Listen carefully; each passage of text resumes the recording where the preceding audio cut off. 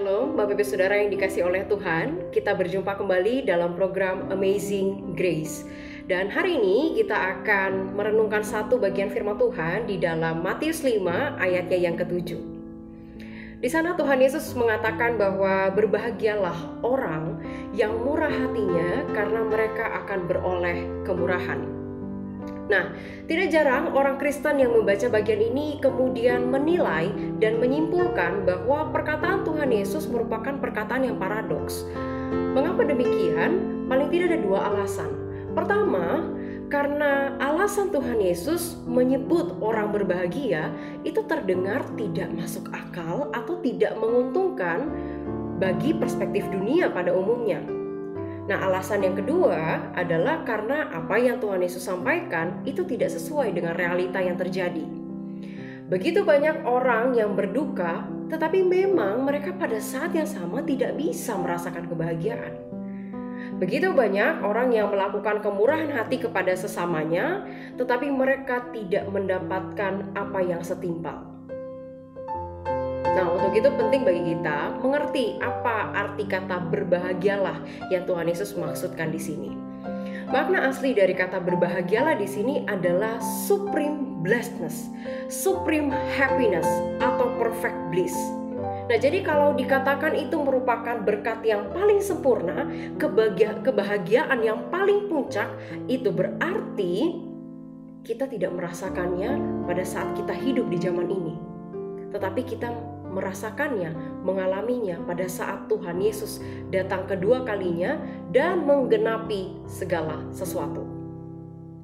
Jadi apakah berarti kita tidak bisa mengalami berkat Tuhan, mengalami sukacita dari Tuhan? Tidak demikian. Karena kebahagiaan yang Tuhan Yesus maksudkan di sini bersifat already but not yet.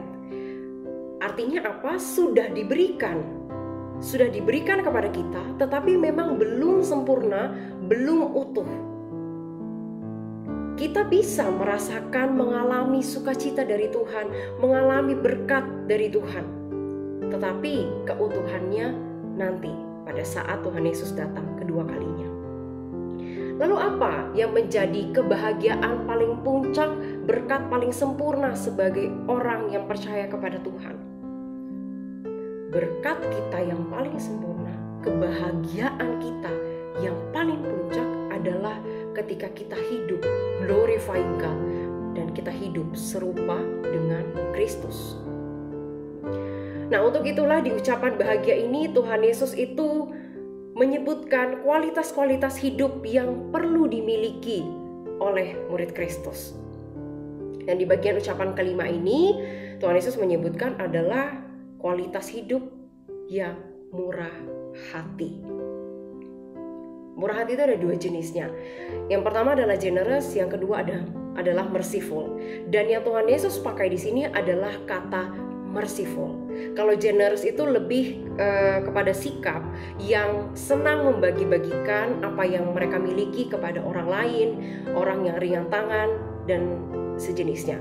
Nah, tapi kalau kemurahan hati ini kaitannya kepada dua hal penting yang Tuhan Yesus juga kerap kali beritakan selama ia hidup.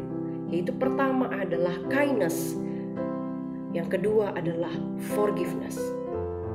Jadi Tuhan Yesus di sini sedang mengatakan berbahagialah, engkau mendapatkan berkat paling sempurna ketika engkau hidup serupa denganku yang memiliki kebaikan kepada orang lain dan pengampunan kepada orang lain. Nah, lalu bagaimana kita menilai diri kita sudah memiliki kemurahan hati, atau bagaimana kita mengeksersis diri kita supaya kita memiliki kemurahan hati? Paling tidak kita bisa lihat dari dua hal. Pertama adalah bagaimana respon kita kepada orang yang ditimpa kemalangan. Kita bisa melihat di dalam Matius 25 ayat 31 sampai 46, Tuhan Yesus mengatakan di sana memberikan perumpamaan di sana, siapakah yang berhak masuk ke kerajaan sorga? Dan yang berhak masuk ke kerajaan sorga adalah mereka yang memberikan minum kepada mereka yang haus, memberikan makan kepada mereka yang kelaparan, memberikan mereka pakaian kepada mereka yang telanjang. Yang intinya adalah apakah kita memiliki compassion kepada orang yang sedang ditimpa kemalangan. Yang kedua adalah Bagaimana respon hati kita ketika orang lain berbuat salah kepada kita? Kita mengingat dengan jelas di doa Bapa kami, Tuhan Yesus mengajarkan kita berdoa bahwa Tuhan akan mengampuni kita seperti kita mengampuni orang lain. Jadi Bapak Ibu Saudara, hari ini perenungan kita adalah apakah kita bersedia untuk hidup berbahagia, hidup serupa dengan Kristus yang memiliki kemurahan hati bagi orang lain. Kita memiliki compassion dan kita memiliki forgiveness. Kiranya renungan kita hari ini boleh membekali kita menjadi orang Kristen yang semakin sungguh-sungguh di hadapan Allah. Tuhan Yesus memberkati kita sekalian.